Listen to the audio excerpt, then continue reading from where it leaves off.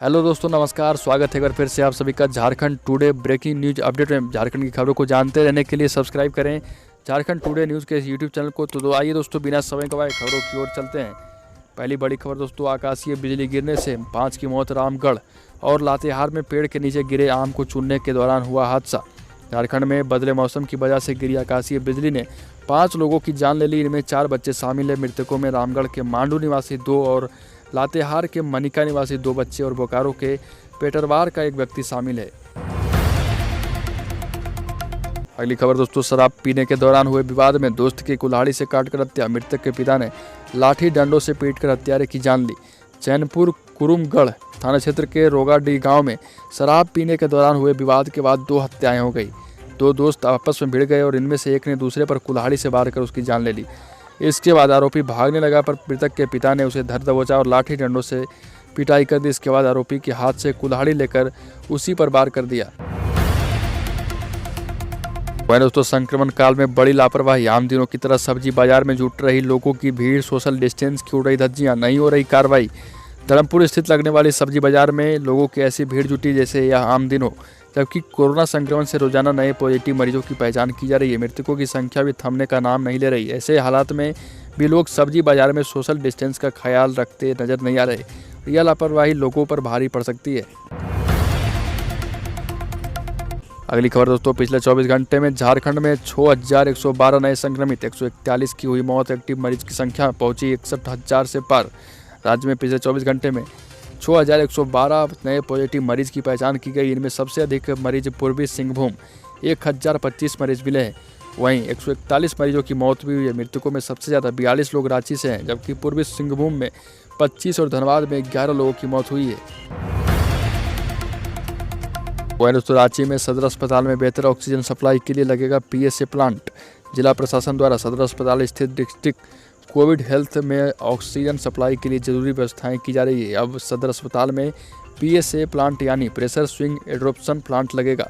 Plant लगाने के लिए DDC विशाल सागर ने सदर अस्पताल में स्थल का निरीक्षण किया। मालूम को PSA प्लांट लग जाने से ऑक्सीजन की उपलब्धता और भी सुलभ हो जाएगी।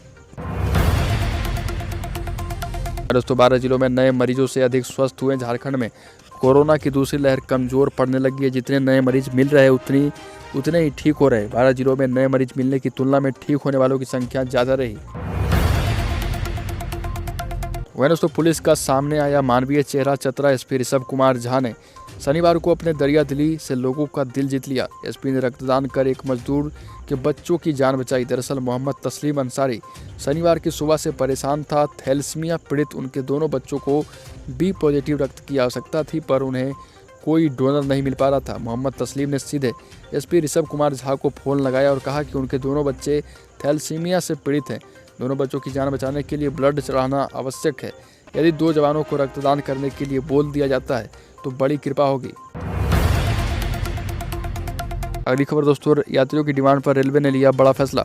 रक्सौल सिकंदराबाद समर स्पेशल 10 से होगी रवाना। सिकंदराबाद दानापुर स्पेशल ट्रेन 9 से चलेगी। यात्रियों की डिमांड और सुविधा को देखते हुए Raxaul Secunderabad summer special train 10 मई से चलाई जाएगी और 31 मई को प्रत्येक सोमवार रक्सौल से चलेगी। वहीं सिकंदराबाद रक्सौल 21 और 28 मई को प्रत्येक शुक्रवार सिकंदराबाद से चलेगी। वहीं दोस्तों, अगली खबर, हाईकोर्ट ने ऑनलाइन सुनवाई में सुनाया फैसला। जब्त ऑक्सीजन सिलेंडरों को रिलीज करने का आदेश।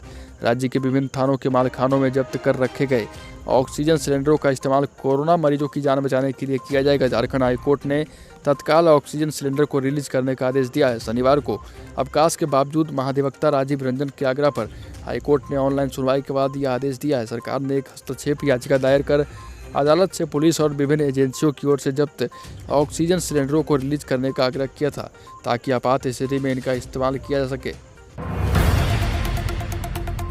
अगली खबर दोस्तों, मेकॉन कॉलोनी के गेट नंबर 4 के पास रास्ते के विवाद को लेकर 2 गुट भिड़ गए। पथराव और फायरिंग हुई। इसमें 3 लोगों को गोली लगी, जबकि एक व्यक्ति पत्थर लगने से घायल हो गया। चारों को रिम्स में भर्ती कराया गया। यहाँ सैटेलाइट चौक के पास रहने वाले विमलेश सिंह और चितरंजन के परिवारों के बीच रास्ते को लेकर विवाद चल रहा था और शनिवार सुबह भी दोनों पक्षों से मारपीट हुई थी। रविवार भी इस घटना को अंजाम दिया गया।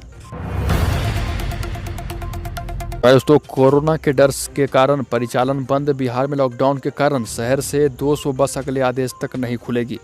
कोरोना संक्रमण के चलते बिहार सरकार की ओर से लगाए गए लॉकडाउन और ओडिशा सरकार की ओर से दूसरे राज्यों की बसों की एंट्री पर प्रतिबंध लगाए जाने के बाद जयप्रकाश नारायण बस टर्मिनल से चलने वाली करीब 200 बसों का परिचालन बंद हो गया है। झारखंड में बसों के परिचालन पर अभी तक किसी भी स्तर पर पाबंदी नहीं लगाई गई है, लेकिन कोरोना की दहशत के कारण झारखंड वासियों ने यात्रा करने से परहेज कर लिया है। यात्रियों की कमी के कारण बसों का परिचालन काफ़ी कम संख्या में हो रहा है। वहीं तो 7वीं का छात्र बना साइबर अपराधी। साइबर पुलिस ने टुंडी के मैरन बाटार के रहने वाले शिबू दा को दलदली स्थित उसके ससुराल से गिरफ्तार किया।